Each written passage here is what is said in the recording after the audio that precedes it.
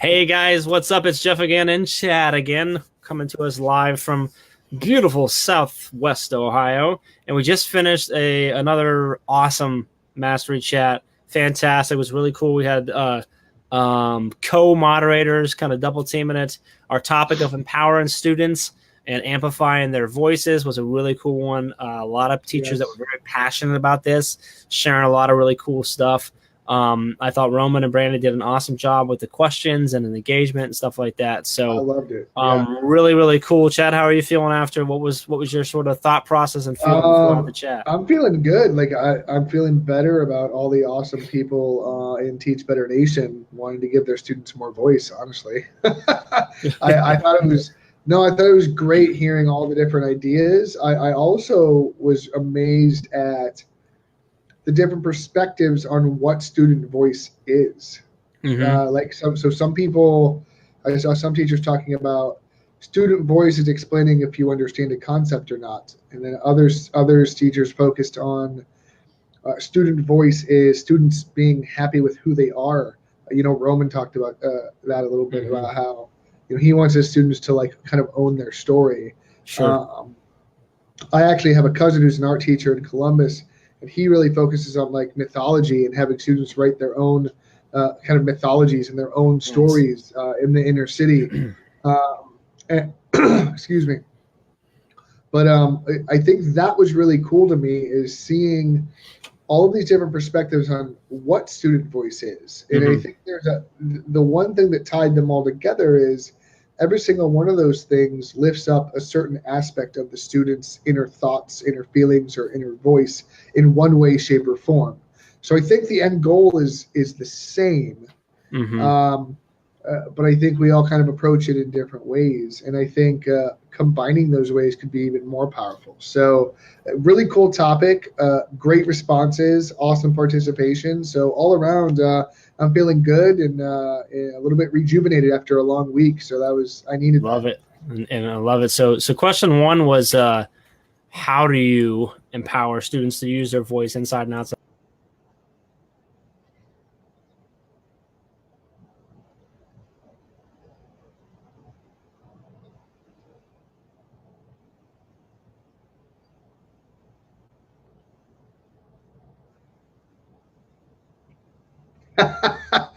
Yes.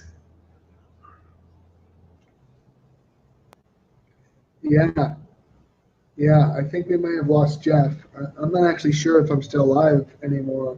Hey, we're still live. I don't know where I went, why I dove out. I'm back though.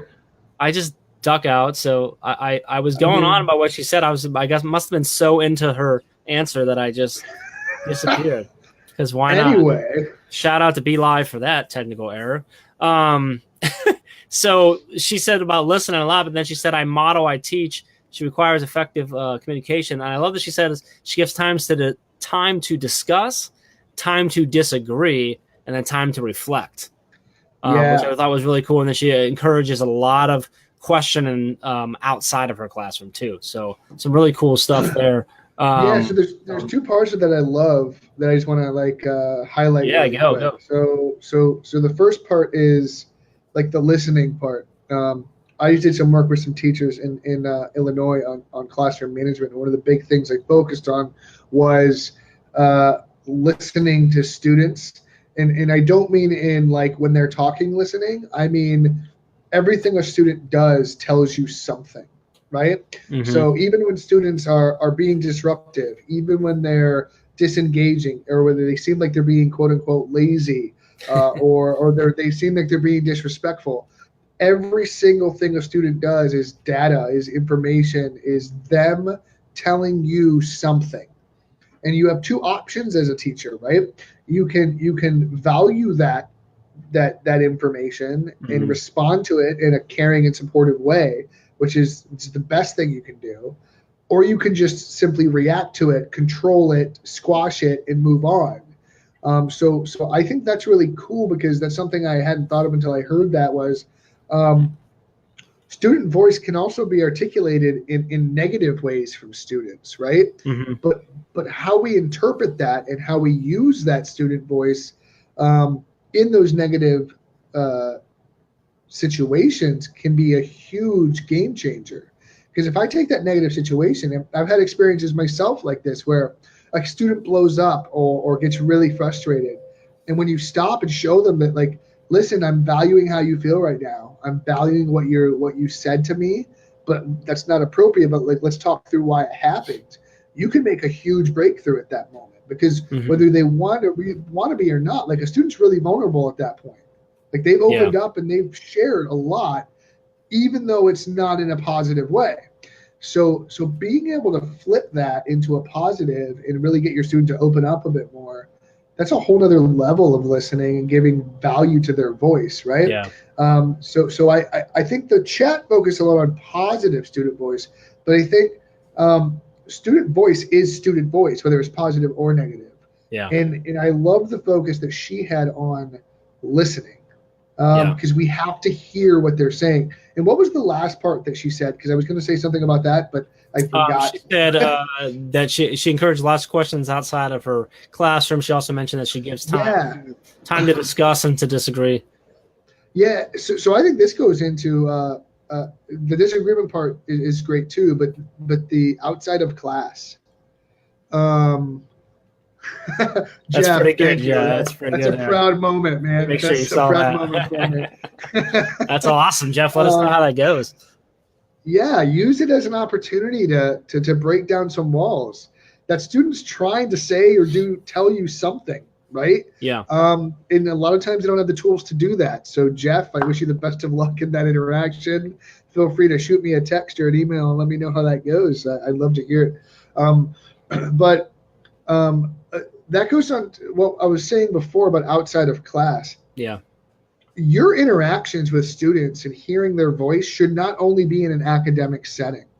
Some of the most meaningful conversations I've ever had with students have nothing to do with science or whatever class I was teaching at the time. It was asking about their new shoes or what they did over the weekend, or what's your favorite food? Do you have any brothers or sisters? Like those are the conversations that get to who the student is as a human, right? And we talk about this a ton. I feel like it comes up in almost every single mastery chat and every time we talk to teachers, right?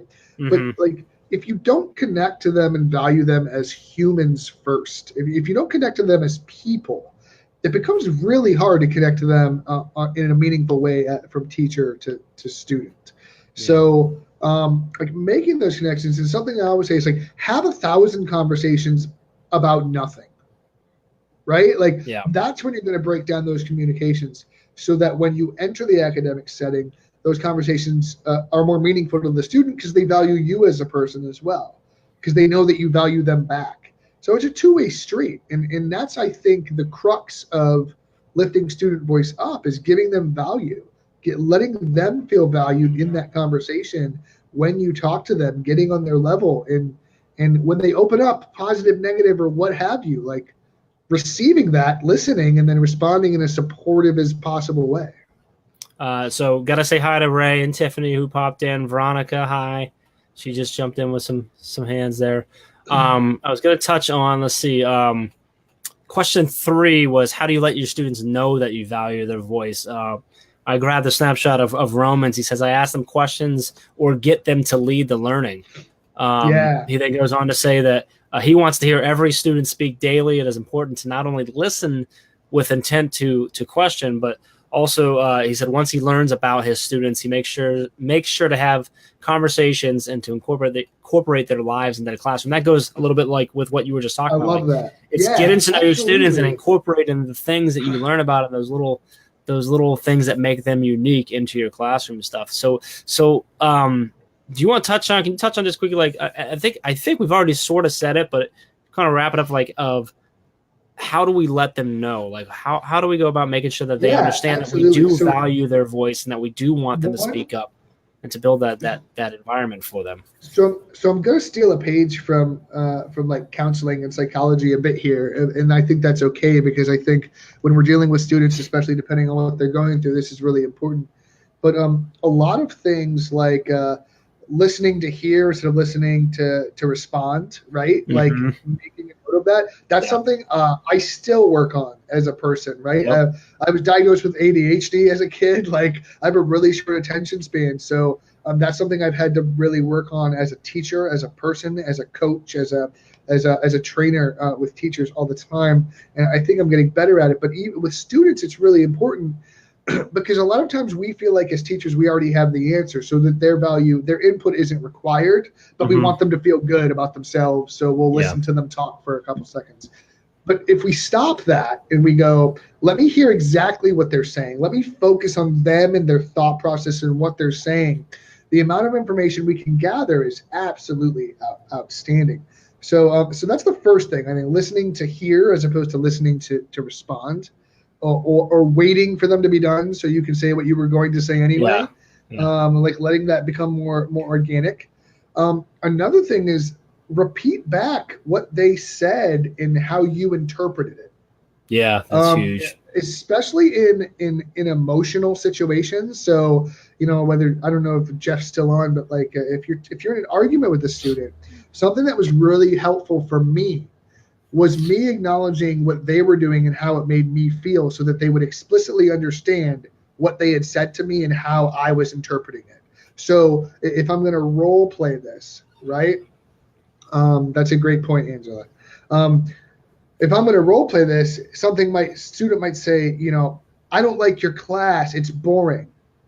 I might then, instead of just responding directly back to that or saying, I try really hard, right?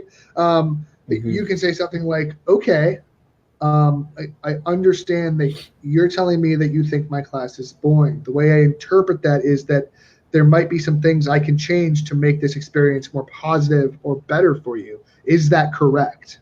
Or letting the student know how that makes you feel. Like, so sometimes students don't realize how their actions, and I know we're getting away from like building positive voice more into like management and like de-escalation, but I think that's really important too. So I'm going to keep going if that's okay. Go. You got it. But there's a point, right, where you're actually just having a conversation with the student and you're actually getting somewhere.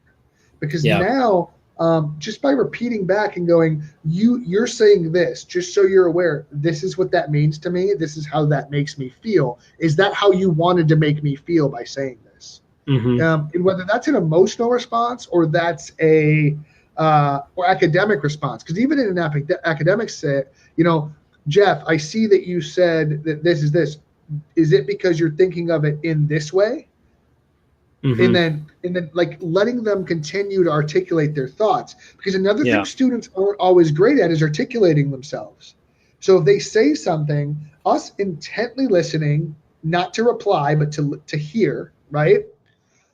Us intently listening and being able to then question them further to pull those responses that are going to get them to think more. Like that's the art of teaching in a nutshell, right? Is getting them to think more, scaffold those thinking from a metacognitive level and like kind of model that for them, because they can't do it on their own all the time. So whether it's academic or like a really emotional, like stressed out situation, you just replying never helps, right? You listening, giving value and credence to their feelings and what they're saying, but then also making them aware of the ramifications and or results of those, right? And then making sure that was their primary goal. Because a lot of times students don't understand the ramifications or the result of what they're saying, academic or behavioral. So they do something and they don't understand the results or what would happen or how it made someone else feel. And that's purely neurology. That's not them being jerks or that's not them being mean. A lot of times it's really easy, especially if it's been a long day, to be like, that kid's being a jerk. But yes, as Ray just re-articulated, teaching students how to respond and communicate effectively through modeling this behavior is absolutely critical, because we need to build these skills for them. They don't have them yet. Early trauma also affects frontal lobe development, which means students don't know how to emotionally respond, right? Sorry, inside joke there from Ray. Inside teach better team jokes with caps. Perfect. Sorry, I've been rambling for a while. I don't even know if I'm talking about chat anymore, but I feel like this is a good conversation. I actually turned this off. We're not even live. We haven't been live for about 20 minutes. Oh, okay. Have a good night, buddy. So let's talk. Let me throw another one of the questions at you here real quick. So, are you sure you want to do that after we just we have another half hour? So I did want to touch. You talked about it. Excuse me. On the when we were on here before the chat about, you mentioned that not all students are going to use their voice in the same way. It's not necessarily about the actual sound of a voice and speaking necessarily. And Miss Bray, which is at TBrayOCPS, she answered the one about, so question 4 was, how do you allow for choice and differentiating when planning for student voice in your learning experience? She mentioned that it's important to realize that not all students share their voices by being vocal, and that we must provide opportunities for students to be heard in other ways. Discussion boards, artwork, photography, writing. I just kind of wanted to touch on the fact that I really love how she explained that. We touched on it a little bit before, but how you talked about earlier about how it doesn't necessarily mean that it's going to be louder in your classroom. It doesn't necessarily mean that they're speaking more, right? You're giving them options and different avenues to express themselves and share their thoughts and feedback and speak up, quote unquote, without necessarily speaking is also really important. So just want to kind of make a note of that. Well, I think we talk about that a lot, when we talk to teachers about the grid method or teach further or mastery-based learning or knowledge and standards-based focused learning, like focusing on the message and the knowledge itself as opposed to the way it's delivered, I think is a central theme of that already. So I think that's essential to a lot of the work we already do. And then when you carry it over to student voice, it becomes even more powerful. So focusing on what students actually know, what they're actually articulating, what they're actually trying to say, versus in the way that they're saying it is absolutely critical. Because I can tell you right now that like some of the quietest students I've ever had were the best writers I've ever seen. Right? Or a student that has horrible writing is an amazing artist and is really quiet at the same time. So like you don't always know how a student's going to prefer or not or be mentally or physically able to respond, right? So any way that they can do that, giving them the opportunity and choice and ability to do that is critical to you accessing them at a higher level. It just absolutely is. And we talk a lot about that. Jeff, that's cool, awesome. Jeff. Yeah, thanks. You're amazing. Thanks for sharing it. And I've had some students, just like Jeff articulated, that they can articulate themselves in other ways that aren't verbal. But if you only wanted verbal responses, you would never break down any sort of barrier that student has. So it's the freedom, which honestly I believe things like the grid method allows, that can allow a teacher to in a self-paced mastery setting have the opportunity to give that choice, to give that personalization. And that's a lot of what I love about what we do and what mastery learning does for teachers, is it allows for that freedom so that they can reach the individual needs or abilities of the student. I had a principal named David Thompson, and he used to tell us that it was our responsibility to find the genius in every student. That was our job as a teacher. And it didn't matter if that genius looked like what we thought a genius was supposed to look like. Right? Like as if if I'm a math teacher, but that kid's a genius at writing, but horrible at math, like it's my job to build on their strength of writing. Not to try to get them to be a genius in another way. It's my job. And coaches in athletics do the same thing. If you think about it, you take a player's strengths and you play to them. You let them grow those strengths while focusing on the weaknesses. But if we can't try to mold students into something that we want them to be. We have to find out where are their talents, where's their genius, just like in that quote. And we have to use that to build everything else around. Because if we're not using their strengths, we're like ignoring one of the biggest benefits they provide us. All right, we got a big one coming from Ray here. Gotta read it all.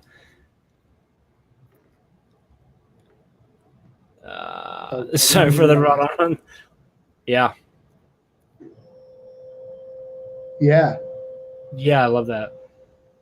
Good stuff, Yeah, Ray. absolutely. And yeah, it's touching on that giving them the You know opportunity what? to share their mediums. Stuff That like Ray Hubert, she's gonna be a all good right. cookie. We should think we should do some work together with her. That might be a good idea. Ray, give me a call. We'll see if maybe there's something we can collaborate. See if we can connect. Yeah. Want to touch on next week's chat. We've got our good friend Kim Snodgrass coming in. She's done at least one before. It's been a while. She's done some guest blogging for us over at teachbetter.com. She's super awesome. Like all of her posts and her everything are like just like glitter bombs and like gift magic and stuff. So she's huge on that. It's awesome. She's gonna be talking about learning through playful experiences. So this is gonna be a lot of fun. She's the opposite of my style with that stuff. Yeah. But like in a way, I love it because of that. I don't know if that makes sense or not. No, absolutely, yeah. Like it's almost like I would never create the things and articulate things the way that Kim Snodgrass does, because that's not my style. But she does it so well. She does it so well that I absolutely love it, and I love being a recipient of it. Right? Yeah. Like I can't do it myself, but like I love receiving it, and I love being part of receiving like everything she does, because she's fantastic. Yes, it's hard to see like one of Kim's tweets go by and not just kind of smile like. Right, exactly. So I'm excited for all the stuff that she's probably got planned for all of her questions, so that's gonna be a lot of fun. So when I say that our topic is learning through playful experiences, what's the first thought that goes through your head about that topic? Oh my gosh, especially at younger ages. I mean, for me, the thing that I always think of is that like kids are natural learners. Mm-hmm. Like literally, our entire species has survived on our ability to learn quickly as babies and young children how to do things. And our natural instinct to learn and to figure things absolutely. out. So and there was a quote. I don't know what TED Talk it was. One of the 4 billion TED Talks in the world. But as a science teacher, this always resonated with me that children, before they go into school, make the best scientists, because their observations of the world are absolutely pure and unbiased, mm-hmm. right? So when we let students tap into that, and naturally through play and fun and engagement, I was just going to say Adam Peterson as well. Is huge on this, huge. When we let them through play and freedom, and we talk about providing more freedom for students a lot, when we let those things thrive in our classroom, we let the natural process of learning happen, right? So I've always also been a huge fan of like not structured chaos. That's the wrong word, but like no, seriously though. But allowing lots of freedom on the front end because of lots of planning and proper structure on the back end, which is literally how the grid method was born, right? Like that's literally how this happened. And the whole idea was let the students play in the realm of the learning, but the structure and the procedures and the systems that are in place keep it productive and keep it focused, so that the students don't really feel the control, right? Because it's not what's happening. They feel freedom and ownership and accountability and engagement. But you as the teacher are facilitating this experience in a way that just lets them be free to learn and do what they do best, which is learn information. And anyone that says students don't want to learn is lying to themselves. I want you to think about something. How many students have you ever seen staring at their phone, watching YouTube, trying to learn how to pass a level in a video game, or trying to learn how to, do a trick on their skateboard, or build something or fix something, or I've literally just I witness students do this all the time. And those same students are the same ones that we sit here and we go, that kid's lazy, he doesn't want to learn anything. The same student was learning how to fix the moped or their dad's car, or to pass a really complicated video game level, even though it's a video game, like whatever. But like they can apply, engage, and learn if the right environment's there. We just have to provide that environment. And when the environment's not there, and it's learn this because I said it's important, like that's not good enough, and it never will be. It just won't. So we can't expect them skateboard. Okay, Jeff, I was pulling a little strings there. I did have a student that skateboarded and watched a lot of videos at one point, but my point is that students all have passion. They all have their own curiosity and genius, and it's our responsibility to find out what that is and build on it, right? Yeah. And the only way we do that, and I'm going to bring this full circle. I want you to listen. I see it coming. I see it right now. You're coming. The only way we do that is we listen. Yep. We listen. Perfect. I love it. That's a great way to bring it around. So make sure next week to check in with us. Mastery Chat, 8 o'clock Eastern time, as always on Thursdays.